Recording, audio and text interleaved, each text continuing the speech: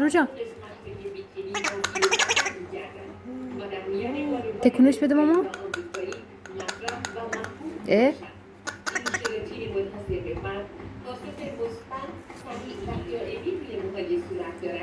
چون موهای صورت نازک‌تر و کمتر از سایر نواحی بدن می‌باشند.